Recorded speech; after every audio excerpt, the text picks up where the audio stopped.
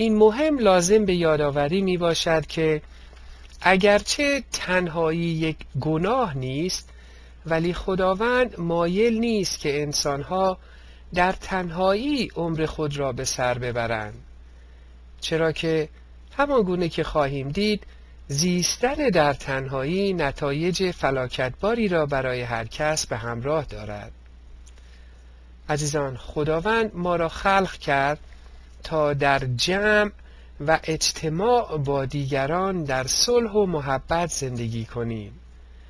در آن صورت است که ما می توانیم محبت خداوند را به دیگران بشناسانیم و خود نیز از آن بهره‌مند گردیم.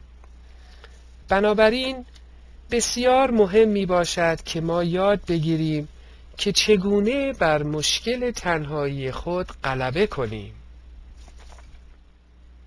عزیزان شنونده، امیدوارم که صحبت امشب ما در مورد مشکل تنهایی مورد توجه شما قرار بگیره. دوستان، حضرت داوود پیامبر زمانی که در اوج تنهایی و سختی ها قرار گرفته بود، خطاب به خداوند این گونه گفت. او در مزمور 102 گفت: ای خداوند، دعای مرا بشنو و به فریادم گوش فراده. وقتی که در زحمت هستم روی خود را از من بر نگردان. به من توجه فرما و هرگاه دعا کنم بیدرنگ مرا اجابت فرما. عمرم چون دود به سرعت ناپدید می شود و استخوان‌هایم همچون چوب خشک می سوزد. دل من مانند گیاهی است که کوبیده و خشک شده باشد. غذا خوردن را از یاد برده ام، با صدای بلند می نالم، جز پوست و استخوان چیزی در بدنم نمانده است. همچون پرنده‌ای وحشی آواره صحرا شده ام و چون جغد خرابه نشین بی خانمان گشتم. مانند گنجشکی بر پشت بام تنها مانده ام، خواب به چشمانم نمی رود. دوستان عزیز، آیا شما هم یک چنین احساسی را دارید؟ آیا می توانید درد و رنج عظیم تنهایی را در وجود سراینده این مزمور احساس بنمایید؟ متاسفانه هیچ کدام از ما نمی توانیم به طور کلی از تجربه تنهایی در تمام طول عمر خود در امان بمانیم. ولی خبر خوش این است که خداوند مهربان قادر و حاضر می باشد تا ما را رهنمون گردیده و از این درد جانکاه رهایی بخشد.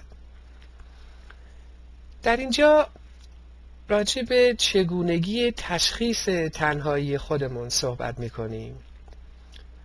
متاسفانه عده بسیاری از انسانها تنها بر این باورند که تنهایی آنها نشانه ضعف و نالیاقتی هایشان می باشد. این گونه افراد بنا به هر دلیلی به اشتباه خود را کم ارزش دانسته و تصور می کنند که قابل احترام و دوست داشتن دیگران نیستند. در نتیجه آنها خود را از اجتماع پنهان می کنند و هرگز به احساسات واقعیشان اجازه خودنمایی نمی دهند. این خواست واقعی و اراده خداوند برای انسانهایی که او آفریده نیست. این فقط دروغ‌های شیطان است که با افکار منفی، مخرب و نابود کننده خود در مغزهایمان سعی در منزوی کردن ما دارد. عزیزان، شیطان می‌خواهد تا ما در عزلت و تنهایی عمر خود را به سر ببریم تا مانع از رشد و مثمر ثمر بودنمان برای جامعه و خداوند در زندگی‌هایمان باشیم. شیطان همچنین سعی در گیج کردن انسان‌های تنها دارد، به این صورت که دائما به دروغ با آنها تلقین می‌کند که این احساس تنهایی آنها چیز بد و خطرناکی نیست، بلکه یک امر بسیار طبیعی می باشد، در حالی که این یک دروغ خطرناک و مهیبی بیش نیست. متاسفانه بسیاری از انسانها فریب این دروغ‌های شیطان را می‌خورند.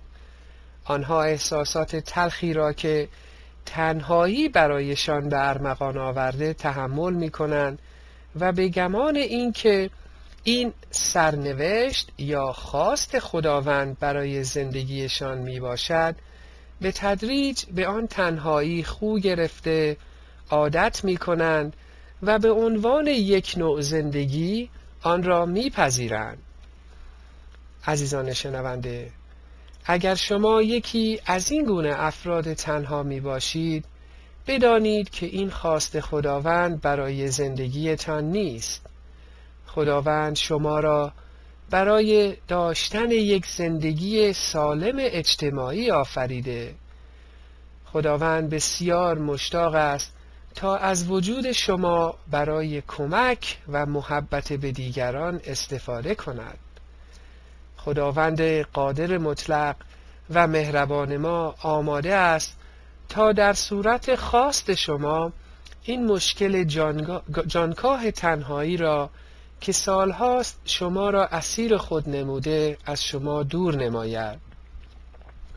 فقط کافی است در فروتنی کامل از او بخواهید و به او اجازه بدهید تا شما را از این غم و زندگی دردناک و کسل کننده نجات بدهد. در ادامه صحبتمان در مورد مشکل تنهایی به مبحث آشتی و ارتباط دوباره با خداوند یکتا می‌پردازیم. انسان‌های اولیه یعنی آدم و حوا، همان پدر و مادر اولیه همه ما انسان‌ها، در باغ عدن گناه کردند و از خداوند جدا شدند.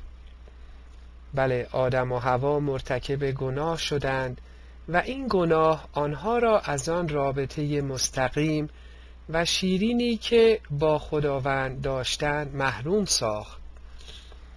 پس از آن که آدم و حوا گناه کردند و از خداوند دور گردیدند، آنها سعی نمودند تا خود را از خداوند به نوعی پنهان سازند، چرا که خجالت زده و شرمسار بودند. آدم و حوا به جای اینکه در صدد این باشند تا دوباره رابطهشان را با خداوند برقرار سازند، برعکس از او فاصله گرفتند و سعی نمودند تا خود را از او پنهان نمایند. چه عمل اشتباهی! چگونه کسی میتواند خود را از خداوند قادر و عالم مطلق به همه چیز پنهان سازد؟ خداوند بسیار مشتاق بود تا آدم و حوا به سوی او برگردند و از او طلب عفو و بخشش کنند، ولی در عوض آنها در صدد اجرای تصمیم اشتباه خود برآمدند تا در پنهان و تنهایی به دور از خداوند مهربان زندگی کنند. عزیزان، برای حکمیت خداوند و برای شناخت بهتر از این که چه خدای قادر مطلقی داریم، قسمتی از کلام خدا را خدمت شما می‌خوانم. از مزمور 139 موضوع این قسمت از کلام خدا هست: علم کامل و مراقبت خداوند. ای خداوند، تو مرا آزموده و شناخته ای. تو از نشستن و برخاستن من آگاهی. فکرهای من از تو پوشیده نیست. تو کار کردن و خوابیدن مرا زیر نظر داری و از همه راه‌ها و روش‌های من با خبر هستی. حتی پیش از آن که سخنی بر زبان آورم تو آن را می‌دانی. مرا از هر سو احاطه کرده ای و با دست خود مرا حفظ نموده ای. شناختی که تو از من داری بسیار عمیق است و من یارای درک آن را ندارم. از حضور تو به کجا میتوانم بگریزم؟ اگر به آسمان صعود کنم تو در آنجا هستی. اگر به اعماق زمین فرو روم تو در آنجا هستی.